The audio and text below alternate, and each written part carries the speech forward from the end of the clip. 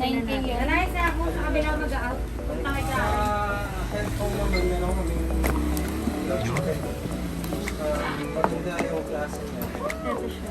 LG 85 na. 1.5. Anong kulay? Ang kulay niyan ay Morandi Green. Meron sir. meron po. Pero ang laptop namin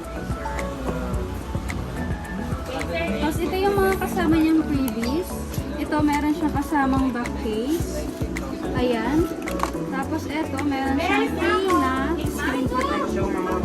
Tapos kasama dito meron na siyang cable, charger.